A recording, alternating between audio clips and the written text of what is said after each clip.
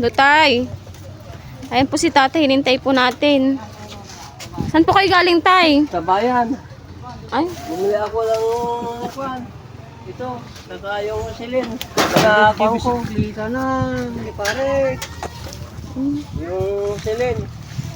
Wala akong pagluto. Wala akong pagluto. nanano ay tabay ng kal?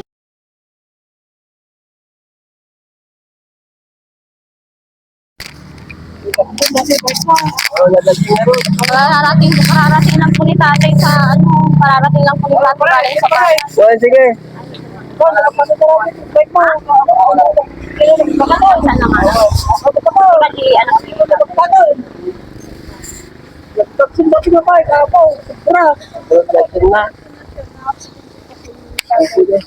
Wala. Kaya dasao. Isang gilid ba sila eh?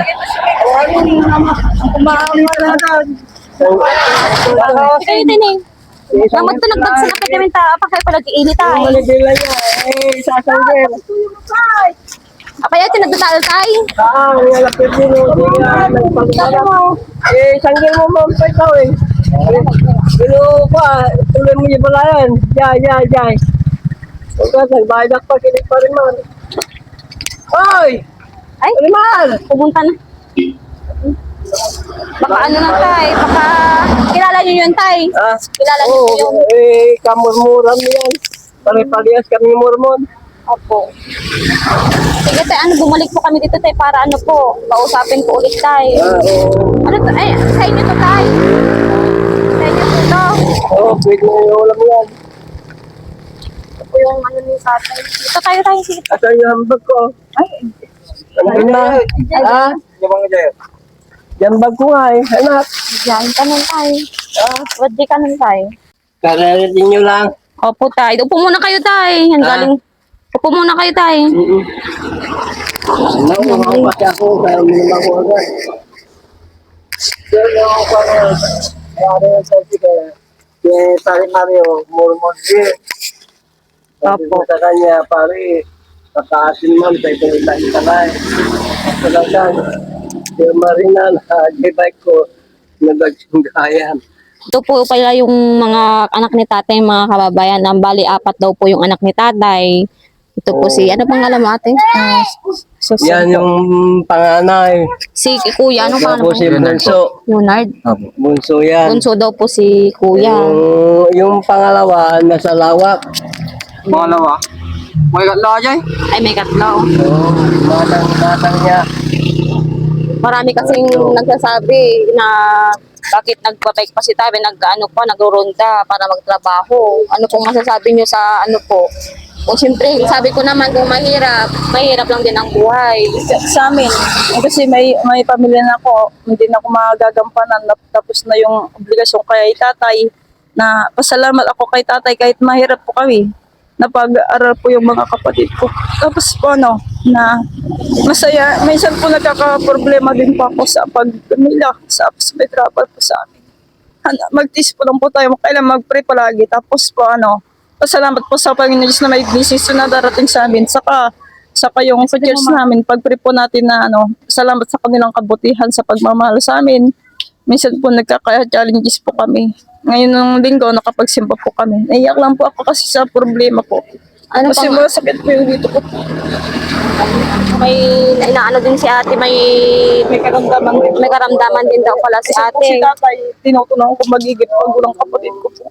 Tapos yung mga anak ko, ganun po sa family po namin. Opo. Ilan po ba? Salamat. 5 po sila. Mapayat lang po ako. Pasensya po, nayak po ako. Hindi, okay lang ate, naintindihan ko po. Dito kaya ate, dito tayo. Kuya, dito tayo sa loob. Dito tayo sa loob kuya, para ano po, masabi nyo rin po kung ano po yung mga nagtatanong din po. Dito tayo ate. Yung buwan, wala. Hindi nakalaman. Kuan na. Dito kayo tayo. Pagod lang po kasi siguro sa pagtatrabaho. Kasi kailangan pong magtrabaho, sacrifice ko yung family ko. Saka yung minsan yung challenges ko sa family ko. Minsan tulungan ko din si tatay na makakaigib kahit paano, kahit pagod na pagod ako. Yung maging fit na maging matutag po kami. Salamat po sa pagmamahal, sa pagtutulong sa inyo po. Gusto nyo ba sabihin ko, ate, sa camera po? Opo. Ayun po mga kababayan, kasi naintindihan ko rin po kasi si ate, kung ganito rin po, kung mahirap ka lang din po, ano rin po, mahirap din po tumulong, ganun po, siyempre may lima rin na pala yung anak ni ate. Sa asawa mo ate, Ano po lang po siya, para mas din po yung trabaho. Saka mapasalamat ako kay brother na wala po siyang bisyo. Napag-aral po yung panganay po namin, nakapagtapos siya ng yung ano lang po, yung college lang po. Sagla-sagla, tapos magtrabaho sa 7-Eleven kasi may pinagdadaanan din kami na yung motor nga po na impon yung nahuli po yung motor na nakuha po na hiniram yung anak ko. Tapos binabayaran sa yung yung sasakyan niya, motor din, hinuhulugan niya. Balance pati yung cellphone niya po, nababalance po sa budget niya po. Kaya wala pong may bigay sa amin. Minsan po nagsasagutan kaming dalawa. Kaya din po sa tumutulong sa amin, salamat sa kanilang pagtutulong sa ibang tao na mas marami pa silang matulungan sa brother po na nagbibigay po sa amin. Yun ang masasabi ko. o siguro din po ni Lord, pinagtagpo rin po tayo siguro ni tatay, nakilala ko po si tatay kasi nandun po sa bayan, nakuba-kuba na kasi si ate. Opo.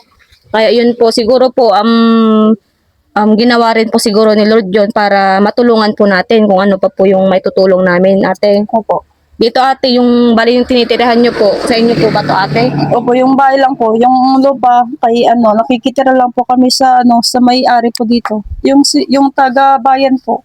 Hindi ko po alam yung Sabi ni tatay po yung parang government daw. Opo, yung totoo po yun. Siguro kung mahanap po ng yung 10 meters po sana, bibilian kami ng yung panirahan po naming lupa. Yun lang po kasi wala pong mahanap po kasing kanon. Kahit pag saan na lang ng bahay po namin, yun ang problema po namin. Si kuya naman, ito po daw po mo yung bunso ni tatay mga kababayan. Anong pangalan mo kuya? Leonard po. Leonard. Ayan, minsan din po, tinutulungan din ni tatay daw. Opo. Totoo po yan. Nag-iigib, ganyan po. Opo. Tapos nagbibigay din po ng pera, tapos nagbibigay din po ako ng mga bigas. Yan po. Oh, silwa ka! Ay, masigit kasi dito mga kababayan, kaya hindi po namin po. Dito po si tatay. Ayun natin, ang bali na intindihan ko pa kita ate at kay kuya. Kasi syempre yung si tatay, 75 years old o 74 na po yung siya.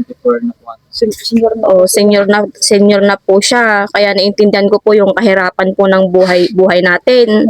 Syempre kung kahit yung anak nyo po, ikaw yung anak, tapos mahirap ka lang din, syempre paunti-unti, at least natutulungan natin yung mga magulang natin, ate, Kaya naiintindihan ko po sila mga kababayan. Kaya dito po si tatay. At ngayon ate, yung nakita kasi ni tatay, yung paa niya, may diabetes pala siya. Diabetes na po, matagal na po yun, matagal na po yung sakit po ni tatay. Kahit anong sabihin po namin, mahirap kasi kanya na po yung matanda, mahirap palawatin na po siya ng kape, na maraming asukal po. Nila kung yung bawal pinaggugusto nila. Saka mas mabuti may missionary po na nagtutulong sa amin na magwo-work ako, share ko yung gospel na natutunan ko sa tao. Magmahalan po at magtulungan. Ako din nagmi-ministering ako, tinutulungan ko. Mas anong hirap namin yung sa taga-Sabatan na yung tinutulungan ko si Sister Catherine. Sobrang hirap nila po, kailangan siya magbuntis, makukunan, din niya naalagay yung sarili niya. May sakit po dito sa puso ko siya. May butas po yung puso niya, sabi niya sa akin. Nag-iyak din sa akin na, sis, may anak ko, ganito, may sakit ako. Pag-pray ka palagi, magsimba ka kasi kailangan ka magsimba pag linggo. Dapat parang challenge na po yun. Yan po yung masasabi ko.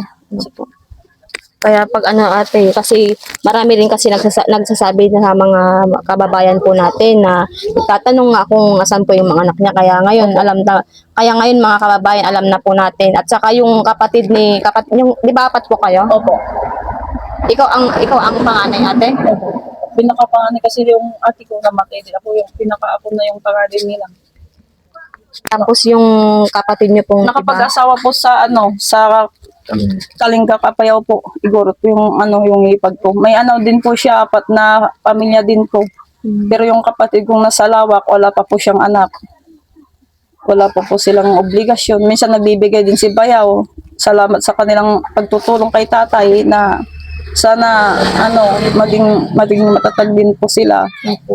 Kahit kayo rin ate. Kahit din kami sa family ko. Opo, mahirap din kasi kung ganyan po Tiis yung lang magulang niyo, po. hirapan din po kayo. Opo, tis lang po na magtrabaho sa bukid, magbubunag ng kamuting kahoy para may pira pangbili ng bigas, saka kailangan po ng mga batang pagbaon sa school. Kasi mahirap lang kahit hirap, kailangan magagawa po yan. Kami umulan o bumagyo, nandun po kami. Nasacrifice ko talaga po. Kaya nagpapasalamat rin ako sa inyo mga kababayan kasi dahil din po sa inyo nagagawa po natin tumulong sa mga kababayan po natin na mas nangangailangan po katulad po ni tatay. Ayun po, ang mga kahit nakukuba at nahihirap din ng buhay, nagkakayod pa rin po siya para magpaayos po siya ng payong para magkapera lang po at pangbili po ng pang-araw-araw na pangangailangan po niya. Ito po yung bahay ng mga kababayan pala, yung bahay ni Leonard. Yan po, pakita mo Mara. Ilayo mo. Yung bahay po namin, yan lang po yung yung maliit lang po na bahay namin, dyan sa kabila. Yan lang po yung bahay po namin. Tapos ito po yung din po, bahay ni tatay. Siya yung bumili ng tapos ng bahay po sa kapatid ko. Binili po namin. Space na hinakop. Yung bike lang yung pinaghakop namin ng yung pangkuste sa paglapag niya po. Opo. Tinis po namin kahit malayo. Para maayos yung bahay. Mahirap naman po kasi kung may kalangka nga, kung iniwanan mo, nasunog yung bahay katulad sa biyanan ko. May bahay silang maganda pero yun nga po nagkasunog, mabuti wala po kami doon, wala pong nangyari ng mga pamilya kong nasunog. Tinis ko namin, mabuti may kahit paano mali yung bahay, may kami sariling bahay kasi hindi kami nakakasimba noon. Matapang yung Mormon ka din pala ate. Opo, i-share ko yung sa mga tao. Nagano din po kami, nagwo-work din po. Days lang po kahit umulan o bumagyo, yan mga sinasabi ko sa kanila. Maglakad, magpakpang sa sitio po, labas po kami na area. Marami din akong natutunan sa kanila. Doon dati hindi ako marunong mag-pray, ngayon marunong na po ako. Basta laban lang sa buhay, habang may buhay, may pag-asa po. Opo, sabay po nila sa Bible po na maging matatag yung faith po natin. Ay, humingi tayo ng kapatawaran kung nagkakasalanan po tayo. Mahalin mo yung kapwa-tao, share mo yung blessings. May pagpapalain ka daw ng Panginoon, sabi po sa Bible po. Opo, tama po yan. Yan po yung sa braggers po. Salamat din po sa kanila, nakilala po si tatay na matulungan din. Sana magkaroon po siya ng bike na maganda. Na hindi na po siya ma-aksidente kasi ang buhay hindi po hawak po natin kung kailan tayo kukunin ni Lord. Hindi naman po na alam na anong mauuna. Walang pinipili yung kamatayan po sa ating buhay. Yan po yung sinasabi ko. At ito ay totoo sa pangalan si Kristo. Amen.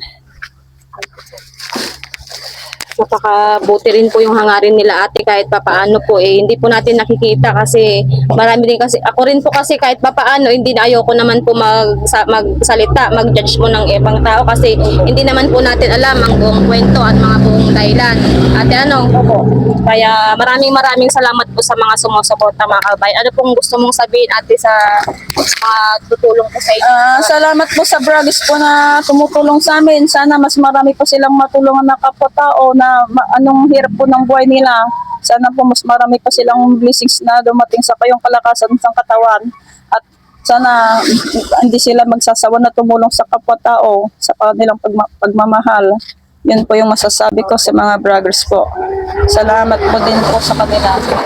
Kaya tanungin din natin si tatay, gusto niya po kaya na magpa-check up. Tay. Oo, muna kayo. Ay sige tay. Lalabas ko. Kasi nagkalag na din ako. Pero gumaling na ako. Yun lang Ay, marami kasing nagsasabi na bakit asan daw po yung anak nyo. Ngayon po, naisabi ko na po sa mga kababayan po natin na ganyan po yung kalagayan din nila. Oo. Sabi ko nga kahit isang kahit isang tuka, kahit gusto min tulungan po kayo kunta unti-unti po. Kaya Sabi ko nga sa sarili ko, kung mapabago yan, yun na lang mo ng pagdiyak. Pagkatapos kahit na mga yung bigas, kahit na unti-unti lang, basta't mayroon ako may luluto, ganun na lang.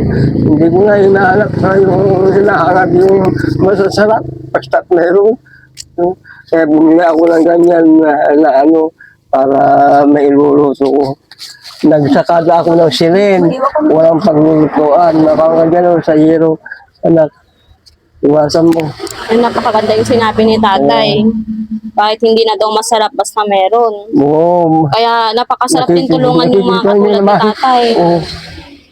Na, kung minsan kape na lang, yung kape may bago. Kaya kahit na ano ulam, pwede na sa akin, hindi ako naghahanap ng magaganda. Para sa akin, ang importante, ang pagkain, yun lang ang sinauna sa akin. Kasi yun ang bilin ng magulang namin. Kahit nakakaunti yung kanin sa kaldero, huwag nyo itatapon. Krasa yan. Oh, yan ay pamamaman ko sa inyo. Oh, sige tatay.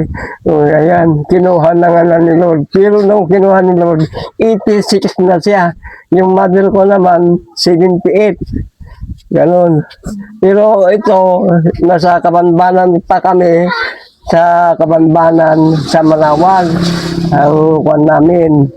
Yung abirat ko, yung sinabi ko sa inyo noon, yung andyan nakatayo, yun ang kapatid niya, yun ang ate niya na pangasawa ko. Kaya lang, siyempre, sa hirap ng buhay, naglilinis sila ng talong araw-araw. Oh, yung talong hanggang dito, hanggang doon. Lampas na yung bahay na yan.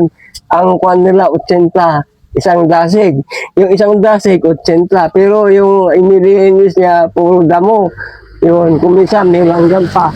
O, ihayaan nyo na yung langgam. Basta bilinisin nyo yung sabi ng amo. O, yan o, kahit na itanong mo kasama, pasin nila. Yun, ang halaboy ka naman doon, nagkukuha kami ng kahoy, babalsig ng kahoy. Isang araw, kumikita kami ng 150 kasama yung yung bayaw ko at saka yung tatay niya, yung ambalayan ko. Oo, kaya lang kinuha na ni Lord na dahil sa matanda na rin. Hanggang po, spray po sa mga. Ay, oo, yung ano. Huwag kayong didikit dyan. Ganyan na pala tayo ito. Alam niyo, ay ulam na po kayo tay. O yung pala, yung bini kong isang sardinas, yun na lang. Pero ito ubas, yung binili nyo. Ito naman ang nabili ko, wala na akong kasing papila-pila. Pero meron akong longganisa dyan. Binigay na naman yung suki ko. Hirap kasi ng buhay ko naman, suki. Alam mo naman yan, sa kung ganon. Oo, sige na, huwag ako sa iyo, ikaw sa akin. Saka ito tay, payag po ba kayong ano tay? Papacheck up po namin yan tay. Oo, Gusto niya, may ginagamot po ba kayo tay? ito. Opo, may Ang, gamot po yan. kasi itong pa ako, diabetes, kung ito, yung Makati. Makati po. Opo. Makati, kaya kung minsan ginugol ko, pero hindi ko na ginagawa ganyan para ano, doon sa bayan kila sa Balya, ang nagpapagod mo ako doon. Kaya lang parang sa bayan kasi ipapakita ko yan, nagdidimbla sila. Hindi pwede nilang kuhan. Bakit naman ganun tay? Oo. Doon sa bayan, mismong bayan, doon sa kandon. Minsan pinakita ko yan, mataba nga ito, pero ngayon pumapayat-payat na rin.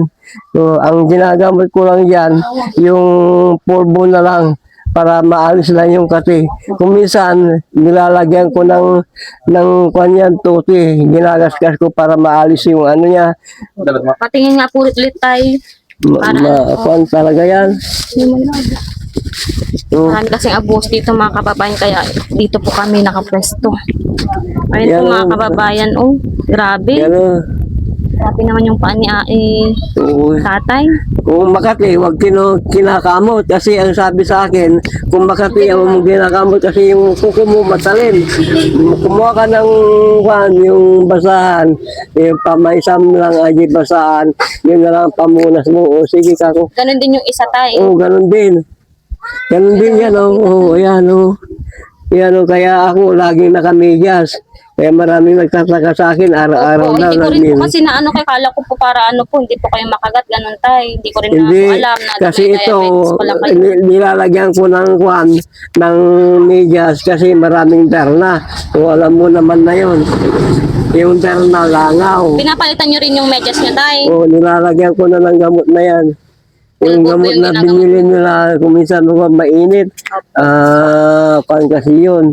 Yung for external use only, mainit yun. Lalo na kung gabi, hindi pwede.